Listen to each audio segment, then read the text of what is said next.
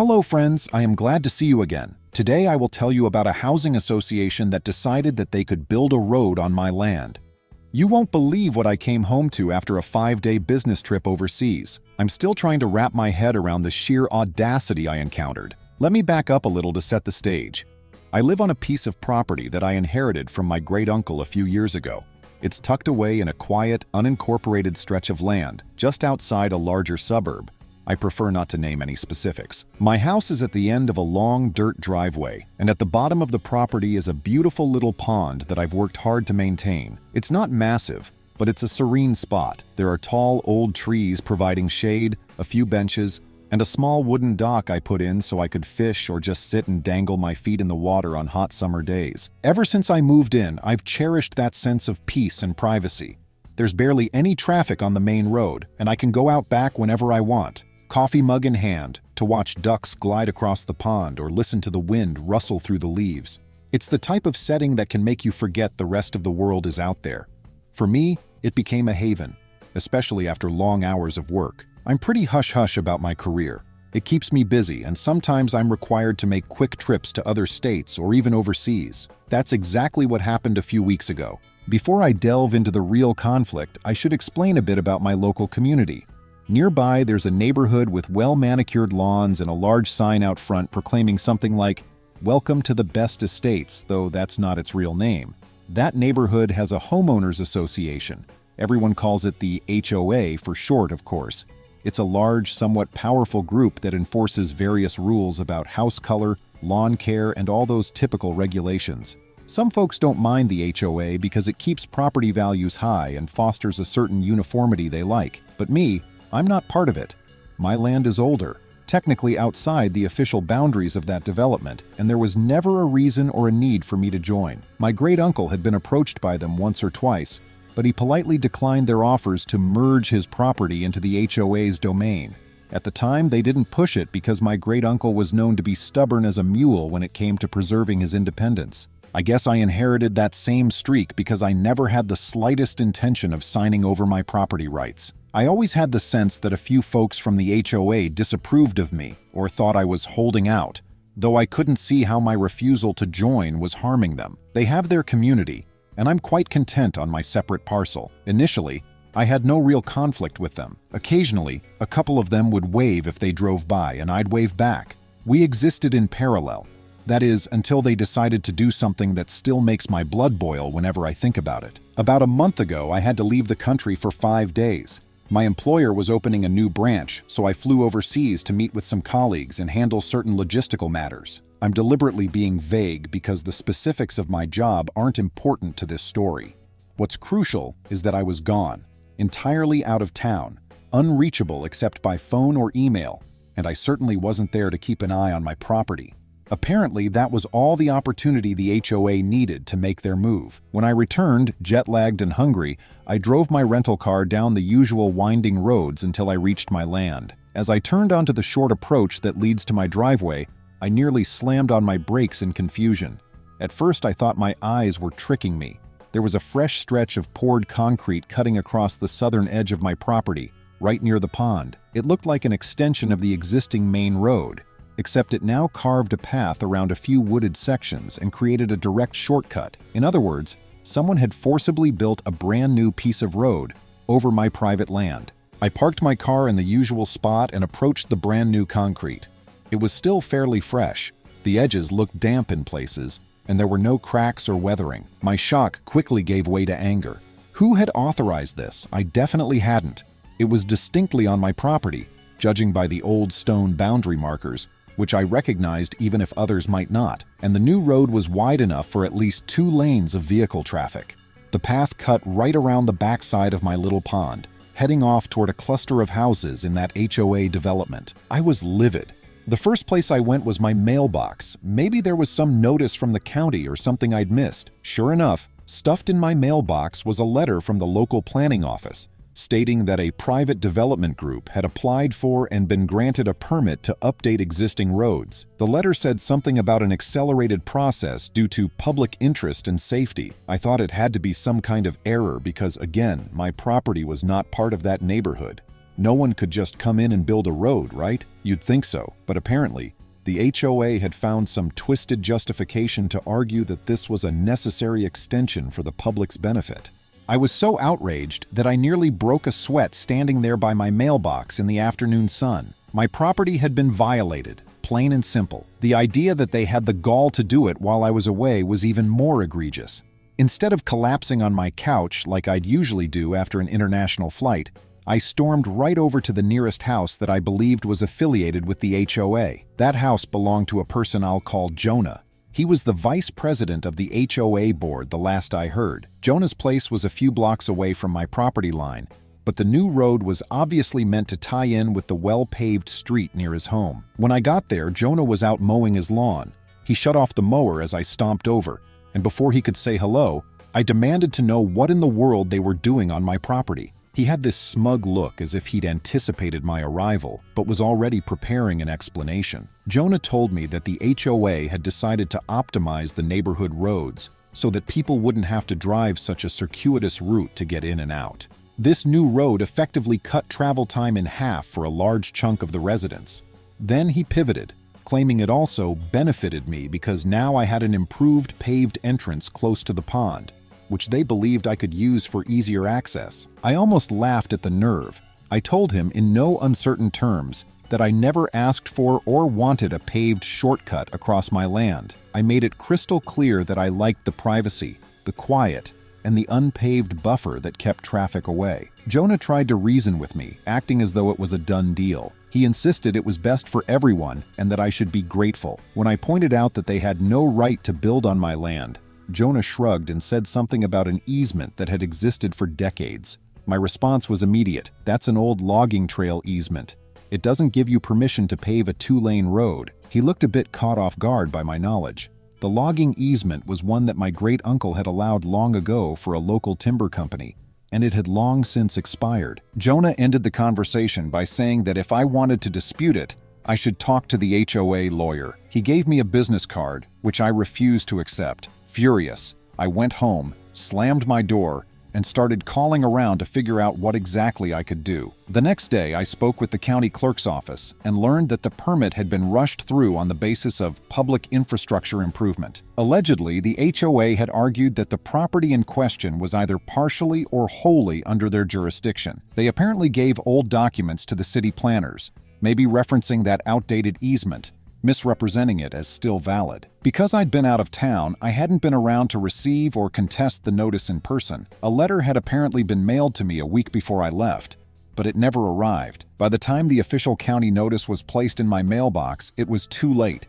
The clerk said that if I believed this was done under false pretenses, I could file a formal complaint and pursue legal action. That's exactly what I did. My cousin, who lives in another state, had once mentioned a lawyer friend named Marina who specialized in real estate disputes and property line cases. I gave my cousin a call, explained the fiasco, and got Marina's number. Within hours, I had Marina on the phone, detailing everything from the old boundary markers to the expired logging easement. She was appalled, though not entirely surprised.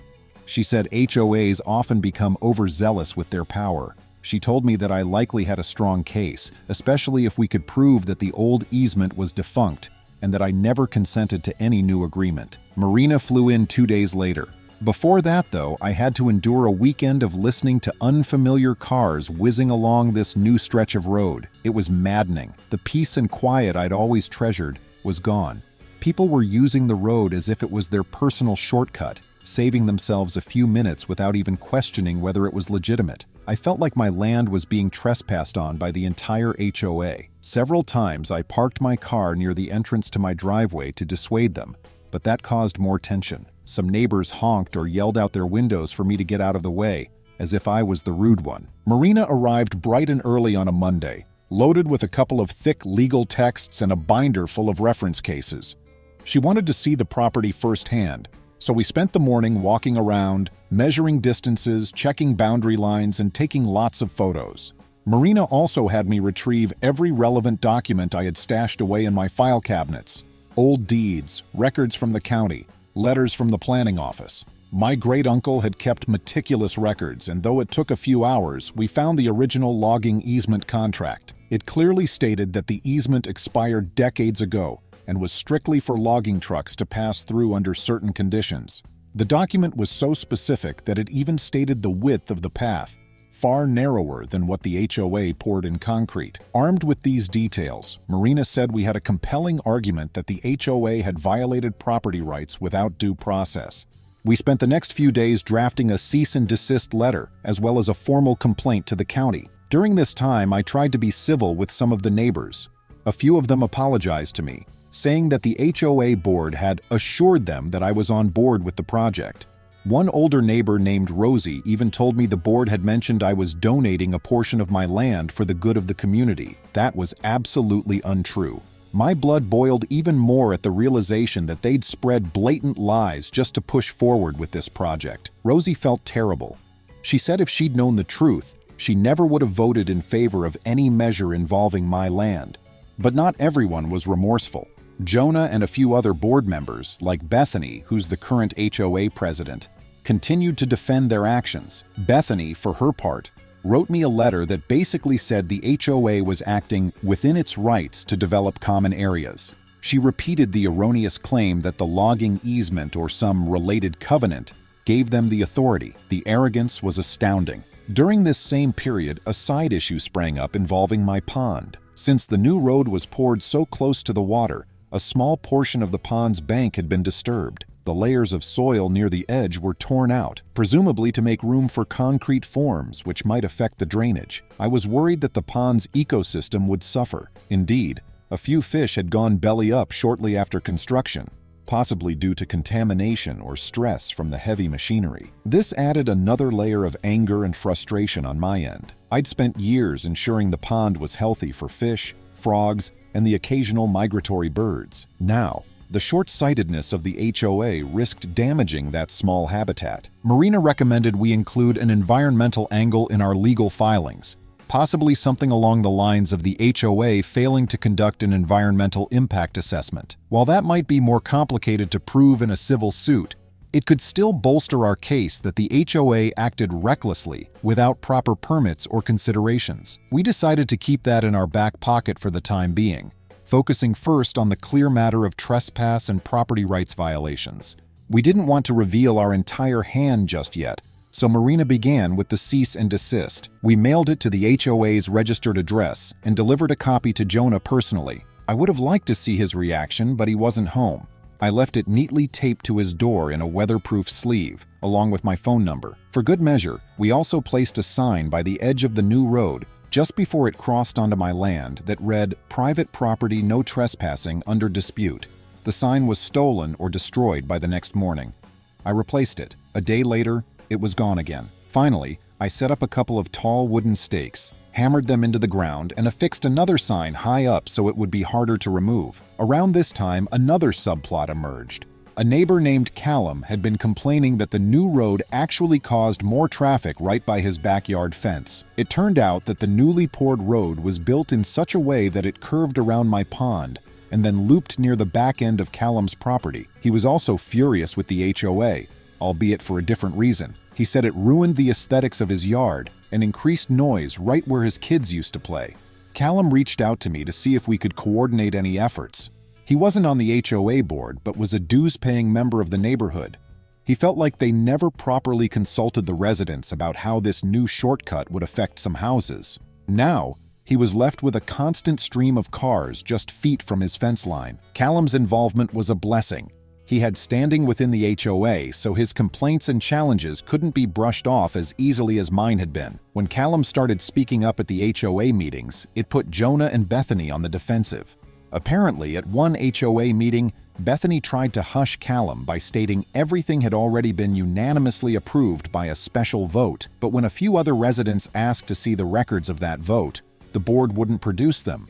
The rumor going around was that the vote had been a simple handshake agreement among the board members, not an official poll of all homeowners. This caused quite a stir, and some folks demanded a new election for board leadership. Meanwhile, Marina and I put together a comprehensive lawsuit. The main thrust was that the HOA had violated my property rights by building the road on my land without consent, that they used false or outdated documents to obtain the county permit, and that they had caused damage to my property, the pond, and its ecosystem. We asked for financial damages, as well as the removal of the road. While working on these filings, we discovered the county had a special mediation program for property disputes. Before going to trial, we could attempt to resolve the matter in mediation. Marina said that sometimes this approach can lead to a faster resolution, and it also looks good in the eyes of the court if the other side refuses to mediate. So we requested it. The HOA's attorney, a man named Taryn, initially tried to intimidate me. He sent a letter stating that by interfering with the flow of traffic on the new road, I was risking public safety and could be held liable for any accidents. It was laughable. My lawyer shot back with a reminder that the HOA had no legitimate public easement on my land. Taryn then tried to argue that we had no grounds for environmental claims, but we hadn't officially filed that angle yet, so he was basically guessing at our hand. Marina suspected Taryn might advise them to settle or at least negotiate. The fact that they were throwing out random warnings about public safety suggested they were scrambling. As mediation day approached, tension in the neighborhood hit a boiling point. I heard that some board members had started receiving complaints from folks who lived even further away, since the new road was actually attracting more vehicles trying to cut across the entire subdivision to get to a nearby highway. This resulted in more noise, speeding, and near misses with kids riding bikes. The once quiet streets in their precious HOA were now busier, ironically undermining the very tranquility they claimed they wanted. It was a cruel twist of fate for them, but it served them right for ignoring the consequences of building an unauthorized road. The mediation at the county courthouse conference room let me see the board members up close. Jonah and Taryn flanked Bethany in a stiff blazer. Carla, another board member, looked uncomfortable too. I, Marina, and my cousin flew in for moral support and to share how we discovered the old easement's expiration. The mediator, a calm older man, let each side make an opening statement. Taryn started by claiming that the HOA was acting out of community necessity, that the road was a public good, and that I had allowed the old logging easement, so I would consent. He tried to make it sound like I changed my mind to cause a stir. Marina was up next. She presented data in black and white. The logging easement expired decades ago. No one from the HOA checked its validity. They built on my land without permission. She also noted that the HOA deceived itself to pass the resolution, knowing it would fail. After opening statements, the mediator asked for compromise. Taryn suggested the HOA pay me a small amount for a new easement to keep the road. No, I refused. That was impossible because I didn't want a permanent road across my pond. I could imagine it harming my privacy, property value, and the environment. The mediator tried to find a compromise, like narrowing the road or rerouting it around my property. However, that would require some of my land. Marina and I insisted on road removal and damages compensation. The debate heated up. Bethany lost her cool when she said removing the road would be financially devastating for the HOA. She said tearing it up would cost tens of thousands of dollars and didn't understand my stubbornness. I calmly replied that I had always opposed traffic near my pond. I never consented. The public good outweighed my desire for solitude, she said. The mediator had to remind her we were there to resolve issues, not yell. After a while, the mediator suggested a breakout session where he cycled between rooms. Taryn and Bethany offered cash in increments, but it never reached a level that would change my mind. Even if they paid me a lot, I had to live on that land with increased traffic. Losing atmosphere and privacy was incalculable in dollars. My ground was held again. Hours of shuttle diplomacy revealed that mediation would fail. Going to court, a new subplot added drama. Carla, the uneasy board member, resigned after mediation. Since she knew details we didn't, she couldn't handle the guilt. Carla revealed board emails showing they knew the logging easement had expired. They deliberately hid it from the county. Carla also showed they tried to contact me while I was overseas, but each time it was just a text message they knew wouldn't get through. They did it to claim they gave me notice but got no response, totally underhanded. Carla sent me these emails through an acquaintance because her conscience prevailed. Marina practically glowed when we got those emails. They were the smoking gun that proved the HOA board acted in bad faith. We quickly informed the county planning office of the new evidence. The county was upset because they gave a permit based on a lie. The tide turned in our favor suddenly. The county threatened to revoke the permit totally. The HOA could face heavy fines and forced demolition, not just my civil lawsuit. Things moved fast. Taryn contacted Marina a week before the court date, sounding more conciliatory. He said the HOA wanted to settle to avoid legal trouble. The settlement offered a lot of money for damages and full costs to remove the road and restore the pond area. They also offered to pay for pond environmental remediation to prevent chemical runoff and structural issues. Their letter also stated that the HOA would apologize and relinquish interest in my property. Marina gave me the offer. I thought about it for a day or two because I was so furious I wanted to make an example of them in court. Marina gently reminded me that a settlement would be faster, guaranteed, and less emotionally draining than a trial. We also knew that if we went to trial, the board members might spin or withhold more information and appeal for years. The settlement also guaranteed complete road removal within a set time frame. I agreed after some thought, but only if Bethany and Jonah, the board members most responsible, apologized publicly and resigned from the HOA board. Marina proposed that condition, which they accepted after some discussion. After the settlement was announced, neighborhood gossip exploded. Many residents were furious at the board for lying and risking community finances. Understandably, since the settlement funds were likely from the HOA, membership dues could rise.